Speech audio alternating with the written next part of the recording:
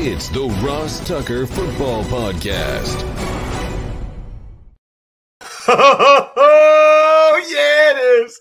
But it's not just any Ross Tucker Football Podcast. It is a Monster Monday with Jeremy Chinn, the outstanding former linebacker, now safety. More on that in a little bit, of the Carolina Panthers. And to be honest with you, the more research I did into this, the more I realized he should have been the defensive player of the year from the rookie class. He should have been the rookie defensive player of the year in the NFL. Chase Young finished strong. Chase Young's team won the division.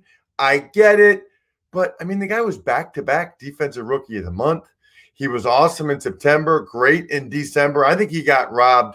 Jeremy and I will get into that momentarily because I've done a lot of research for this interview with Jeremy momentarily. It is a Monster Monday. We are presented by DraftKings, America's #1 rated sportsbook app. And yes, there's still time to get in the best ball draft for July with me and Joe Dolan on the Fantasy Feast.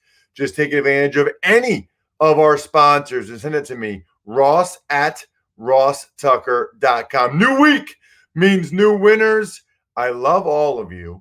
I especially love the winners. I'm not going to lie. Or at least I especially love those of you that try to win by spreading the word via social media, at Ross Tucker NFL, at Ross Tucker Pod. It all helps. Just engage in any way, please. The sponsor confirmation email winners. Love you guys as well. And also love the YouTube shout outs. All you have to do is subscribe to youtube.com/Ross Tucker NFL, and boom, you can get a cameo style shout out, which I absolutely love giving and you will love receiving, because people get me to do cameos all the time for $25. So why not get a free one just subscribing to youtube.com/Ross Tucker NFL and commenting on any of the videos. All right, enough of that. It's Jeremy Chinn time. It's Big Show time. The Big Show. So as promised, we are joined by the guy that I think should have been the defensive rookie of the year in the NFL in 2020. We'll get to that in a little bit. At any rate, he had an unbelievable initial campaign with the Carolina Panthers, and he's a fellow FCS guy who represented us extremely well in Carolina with the Panthers. He's the linebacker. He's a safety. We'll find out in a couple minutes. He's Jeremy Chinn. What's up, Jeremy? What's up, Ross? How you doing? Thanks for the intro. Happy to be here. Yeah, man. I'm doing great. So good to talk with you. All right. So I ask a lot of guys this, but I got to start with you because I saw your combine numbers, okay? So I know why I went to the Ivy League. I know why I was a late bloomer. But Southern Illinois, like, what were your other options? Because you're a total freak show. How did you not have, like, major Ohio State or even just IU and Notre Dame and Indiana where you're from? Yeah, I wonder the same thing every day. No, but I hit a really late growth spurt. So my sophomore year of high school, I was about 5'8", 135. And then through my junior, senior year, that's when I really started to grow. And then the offers came then. So actually my only other offers, so I had Southern Illinois, I had Colgate, and University of North Dakota. Wow. That is really cool. So that is similar to me, man. I was 6 foot 170 in 10th grade, and then I kind of got bigger after that. So that makes sense. That's usually what it is. Like, usually the FCS guys, I feel like, are just late bloomers. And, nowadays, especially for you guys, they're recruiting off a sophomore video a lot of times. Right. For real. So my sophomore video, I was a little pipsqueak right there. All right. So then you went to Southern Illinois, and right away you were good. Did you know you'd blow up the combine like that? Because when I looked at your numbers, I was absolutely blown away. Like, I mean, 4.45, 41-inch vertical at 221 pounds. I mean, that is insane. 11.6 broad. Did you kind of know you were going to light it up like that? Yeah, it's actually a crazy story going to the combine. So really my whole life, the combine is a dream. It's something like, oh, I just want the opportunity. You get there. And so about 3 or 4 days before I actually tested, I strained my groin. So I didn't know if I was going to be able to run or jump or do anything until the day before the combine. So I wasn't actually 100% at the combine. I went into it just like, look, I came too far. There's no looking back now. And I just laid everything out there. Wow. That is crazy. So there was a chance you were going to be like, I can't go, which is especially bad, again, when you're an FCS guy. Exactly. I didn't have a choice. That is amazing. All right. So here's the thing, though. I looked at your stats for the Salukis, which, by the way, I love the Salukis, Southern Illinois. I looked at your stats. I saw what you did at the combine. The FCS thing still hangs over your head. Like, there's no way you shouldn't have been a first-round pick. But I feel like if you had done what you did in the Big Ten, you're an easy first-round pick. But because it was a lower level of competition, you end up going later in round 2. Do you feel the same way? I mean, probably that's probably the case. But I also understand like this, it's part of what comes with it. It's part of the politics, and I can control only one thing. I can't control who I play against. I can only just play how I play, control that part of it. So let the dice fall as they will. So anytime a rookie has as good of a year as you did, I feel like I have to ask him this question. Was the NFL a little easier than you thought it would be? I mean, you're a rookie from Southern Illinois, and you come out, you have over 100 tackles. I'm watching the Vikings game where you have back-to-back touchdown. I mean, you had a crazy year. Was it a little bit easier than you thought it would be? I wouldn't use the word easier. I don't think there was anything easy about it. I definitely had a lot of people in my corner that helped me have the success that I had last year. And when you're also coming from school and being in school where you can just focus on football and have time just to focus on your craft and things like that, it's a big leap that you'll take, and it's a leap I'll continue to take. But I wouldn't say anything about it was easy. It's something I knew I was ready for, though. So I mentioned how good you were as a rookie. And by the way, I honestly, Jeremy, and I don't know if you can relate to this, but like playing in the Ivy League, we used to watch, like Florida State, Miami, or Alabama, Georgia, whatever. And we would think like, okay, what would it be like if we had 12 guys on the field the whole game, right? Or 13 guys. And honestly, I really just wanted a shot in the NFL. I just wanted to see how good like a guy from Notre Dame or USC was. And I remember my first mini camp, I was going against a guy from Clemson who was second team all ACC, and I just kept blocking him every play. And I was like, when's he going to turn the good on? You know what I mean? Like I had built them up so much in my, like, I didn't know if they would pick me up and throw me, but like I had elevated NFL players so high that it actually was easier than I thought it would be. Like I think that's just about like expectations. Yeah. I always just had the mindset where I would look at those guys and just be like, I know I'm supposed to be there. So it was a little less of like, oh, wow, these guys are so much better than where I'm at right now. And it was less of that and more of just like, yeah, I'm just as good as that guy. Okay, so I mentioned the defensive rookie of the year. I'm going through here. There's 4 months of an NFL season: September, October, November, December. You win the defensive rookie of the month in both October and November. I think you were second maybe the other 2 months. And yet, and your stats are ridiculous. The touchdown, the fumble recovery touchdowns, the interception, the tackles. And yet you only get 4.5 votes for defensive rookie of the year, and it goes to Chase Young. Do you kind of feel like you got snubbed? Yeah. Yeah. All right, elaborate on that a little bit. I mean, it's not much to elaborate on. I'll be back. It's a long career. That's not something I've got long-term goals and things I want to accomplish here in this league and playing football. But that was definitely one of them. But there's more to accomplish out there. So only thing I can do is continue to work and let those things coming to fruition. Well, I don't blame you, man. And so this is what bothers me. I was undrafted, okay? So the thing that bothers me about the draft, and you were a second round pick, so it's a little bit different, but like your draft status stays with you forever.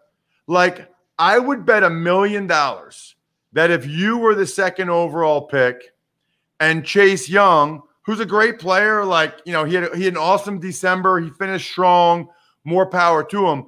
But if Chase was the 64th pick and you were the second pick, I would bet $1 million that you would have been the defensive rookie of the year.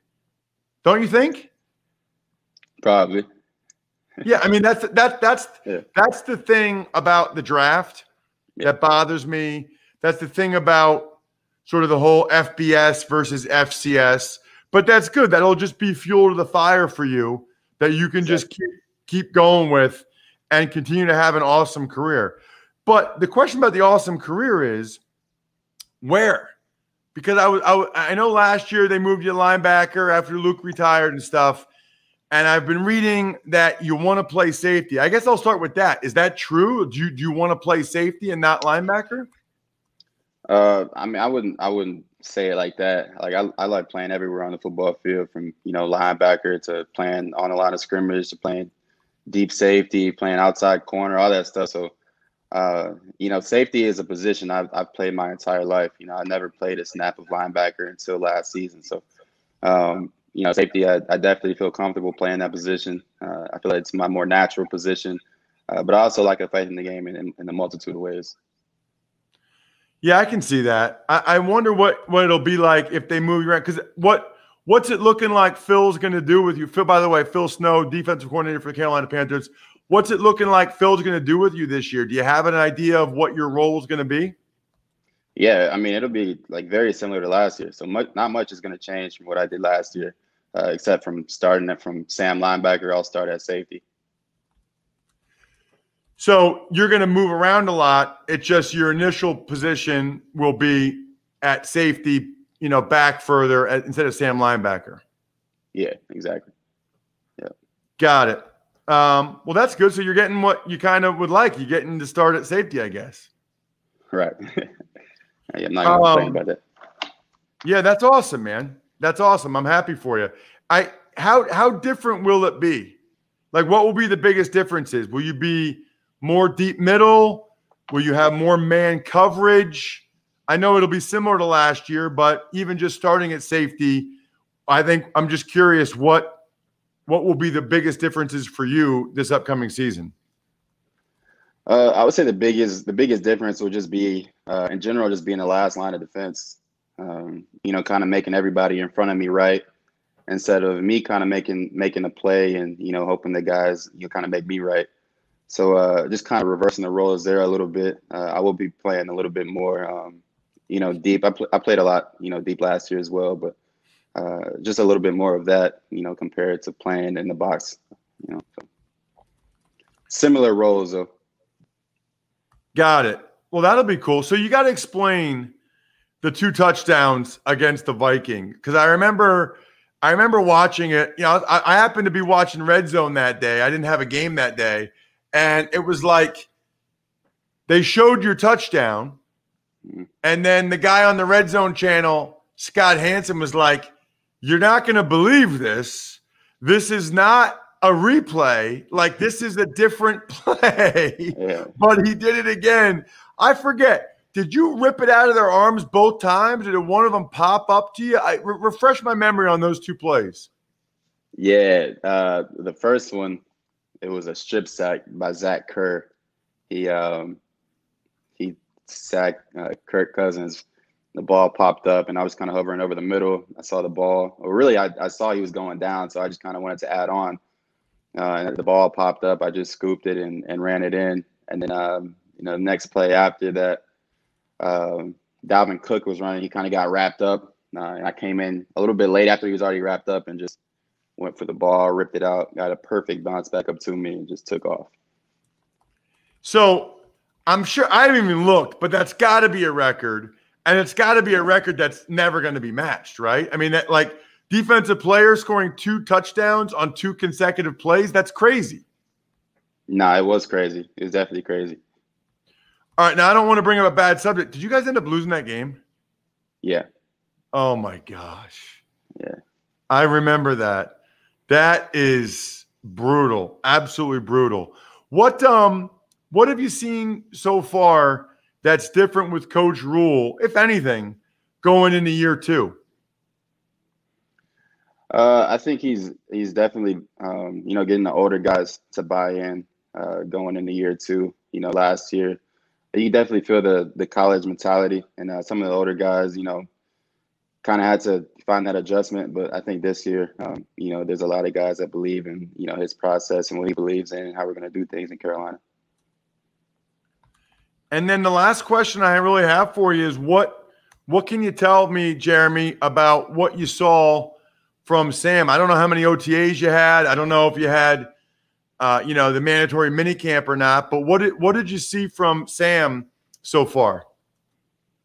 That he's talented. He's naturally gifted. You kind of forget he was a 3rd overall pick, but he was a 3rd overall pick for a reason. He's got every tool in the toolbox. So I'm excited for him. He's bought into being coached and being on the field. Talking to guys. I've talked to him multiple times. So I'm excited to play with him and work with him. Awesome. Love it. Check out Jeremy on social media. He's on Twitter at ChinJeremy2, on Instagram at Jeremy Chin. Give me one other thing, Jeremy, that people don't know about you that you'd want them to know. Anything about your life, your family, maybe it's a charity thing. Is there anything about you that's unique or cool or that you just wish more people would ask you about or know? You put me on the spot, man. Yeah, sorry. If it's nothing, don't worry about it. I just came up with it. Nah, I can't think of nothing. Just I don't know, just be ready to tune in for year 2. I guess we got a lot going on here in Carolina, so it'll be special. I will be, man. I'm a big fan of your head coach. I knew him from the Temple days way back in the day, and looking forward to you having an awesome year. Thank you so much for coming on the show. I really appreciate it. Yeah, for sure. Thanks, Ross. Thanks for having me on. Awesome stuff with Jeremy Chin. Love talking with him. I also love Crocs. You're going to be hearing about Crocs a lot this week and next week. Quite frankly, you're going to be seeing a lot of Crocs. You know why? Because I love me some Crocs. They sent me some Crocs. I wore Crocs out to dinner tonight. And it's time to put on your favorite pair of Crocs. I'll show you my favorite pair of Crocs right now for those of you watching on YouTube. Hold on one second.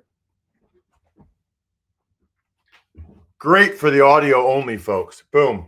My favorite pair of Crocs right now. Look, I could do the whole rest of the show with my face in between lovely Crocs.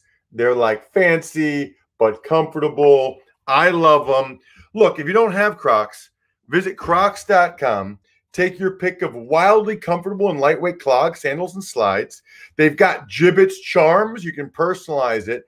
Take your pick of styles that are straight fire and make your feet feel like $10,000. Speaking of $10,000, the Crocs Hoops Draft Prediction Challenge is coming. And dare we say free to play on DraftKings.com. You know the NBA draft's coming up. You can do this free-to-play challenge at DraftKings.com and win $10,000. Just enter the game page on draft day and see just how well your pick predictions hold up to the real ones. At the end of the draft, winners will be paid out cold, hard cash based on how many you guessed right. Visit DraftKings.com/Crocs on Thursday, July 29th, to make your basketball draft predictions. Maybe even put that in your phone. Just put a calendar invite in your phone for right now on the 29th. Go to DraftKings.com, free-to-play challenge, bang, answer the questions, and maybe you get the 10 Gs. We hope your future is full of comfort and possibly full of money. Learn more at DraftKings.com/Crocs. I will be doing this. Eligibility restrictions apply. See DraftKings.com for details. Tux Takes. Hi, Ross. Well, a lot to get to since last Thursday when we spoke with Greg. But since we just talked to Jeremy Chin, let's keep it with the Panthers. We actually had one franchise tag player get a long-term deal done. That was Carolina's right tackle Taylor Moton, who gets $72 million over 4 years, including $43 million of it guaranteed. So if you remember, Bry, Thursday was the franchise tag deadline, and all I had seen, all the reports that were out there, it was Godwin's not getting a deal. Williams isn't getting a deal. Marcus May. I mean, it was just like, no. Nobody did say anything about Taylor Moton.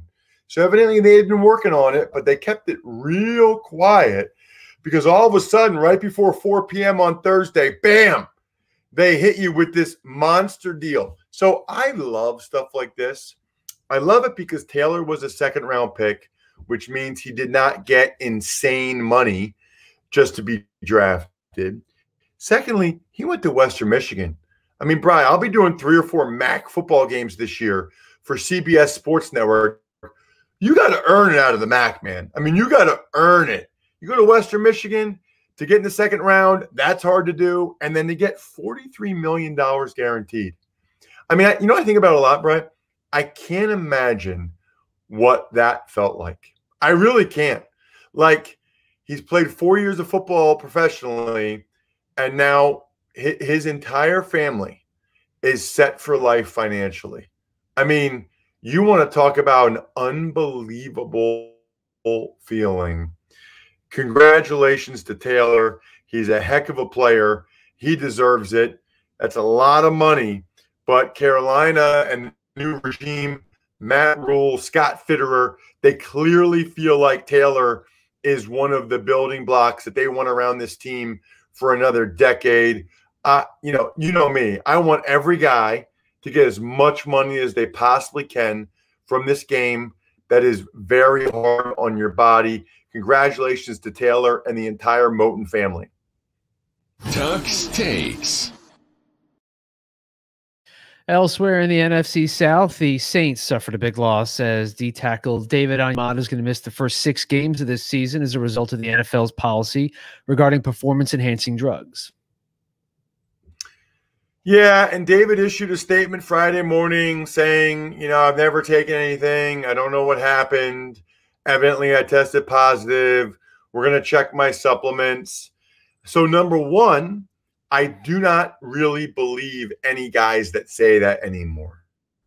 It's happened so many times now that I just don't really believe it. He might be telling the truth. I'm not saying he's not, but I choose to not believe guys that say tainted supplement. And maybe even more to the point, maybe it's not blatant cheating. Maybe he didn't knowingly take a performance-enhancing drug. But then it's just ridiculous negligence and ignorance in this day and age to take any supplements outside of what the team recommends or gives you. It's quite frankly stupidity. And I would feel that way about anyone that gets suspended for performance-enhancing drugs via a supplement at this stage. And by the way, I also don't believe guys unless they sue the supplement company. So if this were me, and it wouldn't be, but if it were me, I would say I took blah, blah supplement from blah, blah, and I'm suing the pants off of them for losing the 6 game checks and for the loss of reputation. Tuck's Takes. All right, we discussed the Richard Sherman saga on Thursday, and the latest, he's officially pleading not guilty to 5 separate charges from Tuesday night's incident and posting on Instagram that he needs help. So number one, I guess the good news is no felony charges, all misdemeanors, and he did get out on bail, was seen with his wife. So those are positives, I suppose. And I don't know what he's going through. And guess what? It's none of my gosh darn business. It really isn't. But I do appreciate that he posted, hey, having some issues. I need help. And I think, here's the reality. We all have some issues at some point. And the number one thing you need to do is talk to people about those issues or get help before it compounds itself and becomes really bad. So obviously, Richard would have preferred to get this help before this incident, but better late than never. Tuck's Takes. How about this one? Tom Brady reportedly played all of last season with a torn MCL, and that is according to multiple reports. Right, except Dr. Chow does not believe that, and neither do I. I've had a completely torn MCL. That's a grade 3 MCL. I've also had a grade 2 MCL tear. I can see a quarterback maybe playing with a grade 2. I think it'd be difficult to not miss any time, but I think maybe you could do it. Grade 3, totally torn. I just don't believe that. You would lose the lateral mobility. I don't believe that. Dr. Chow doesn't believe that. Maybe perhaps it is semantics, but I don't really believe that Tom had a completely torn MCL the entire season. Tuck's Takes. On to some other NFL news. First, the league offered a grant for $4 million to study hamstring injuries. They gave out $9.8 billion in national revenue. That equals $309.2 million per team. That's for 2020. And then finally, Tom Pelissero reported that 13 NFL teams have over 85% vaccinated, while 2 teams, the Colts and the Washington football team, reportedly below 50%. Yes, I don't know how the NFL decides who to grant the $4 million to, but evidently they feel like hamstrings are enough of an issue that they wanted to go ahead and grant it to the hamstring people. Okay. $10 billion in national revenue. $10 billion. $310 million per team. The salary cap was $198.2. Now remember, there's a lot of benefits on top of that, right? So it's another like $25 million that go to the players' benefits, but still, they pay their biggest expense by far, the players. They have $85 million left over. Whew. That is a good business to be in if you are an NFL owner, and that's not good for the Colts and the Washington football team. I do think, Bri, on some level, that it is going to be a competitive advantage. Their meetings are not going to be the same in training camp. They're not all going to be able to be together. They're not all able to work. They're just not going to be able to be as efficient. And I'm a little surprised, knowing Frank Reich and Ron Rivera, that they are that low, that the Colts and Washington football team are the 2 teams below 50%. But boy, that's going to make for a very complicated training camp for those 2 teams. I mentioned it earlier, Bri. I'll mention it again. Best Ball. On Wednesday's Fantasy Feast podcast, we are naming the last 3 contestants for the DraftKings Best Ball, where you go against me and Joe Dolan, and we see what the heck you've got. You put your money, not even your money, but you put your mouth where your mouth is, and you go toe-to-toe with me and the top fantasy analysts in the world. Let's find out what you got. Take advantage of any of our sponsors. Crocs, you can't do the Crocs thing until July 29th or whatever. So take advantage of the other ones. The Warby Parker Home Try-On, Raycon earbuds, any of them. ExpressVPN. Hit up any of them. Send it to me, ross@rosstucker.com. I'll scroll through. I will pick 3 more winners for Wednesday's show. Other than that, shout-outs are in order, as always, for Pizza Boy Brewing. I was there last Thursday. Met a listener. Awesome. Sporticulture, Vision Comics with an X, HumanHeadNYC.com. On today's College Draft podcast, we're going over the top 10 prospects in the ACC with Emory Hunt. That will be amazing. Then on Fantasy Feast, we keep it rolling. I have been loving getting these guys tell us who's they're higher on or lower than. That'll be Dave Richard. How about the whale capper, Drew Dinsick, on the Even Money podcast? And you Niners fans, NFC West fans, how about a little juice check? Kyle Juszczyk on Wednesday's Ross Tucker Football Podcast. We're dominating this week. I think we're done here. Thanks for listening to the Ross Tucker Football Podcast. Make sure to also subscribe to the Fantasy Feast, Even Money, Business of Sports, and College Draft. All available at Apple Podcasts, rosstucker.com, or wherever podcasts can be found. A lot of times on the show, I mentioned DraftKings. Here's what you need to know. You got to be 21 or older, New Jersey, Indiana, or Pennsylvania only. New customers only. Restrictions apply. See DraftKings.com/sportsbook for details. Gambling problem, call 1-800-GAMBLER, or in Indiana, 1-800-9-WITH-IT. By the way, if what I was talking about included a deposit bonus, doesn't always, sometimes it does. Deposit bonus requires 25 times playthrough, and deposit bonuses are paid out in site credit.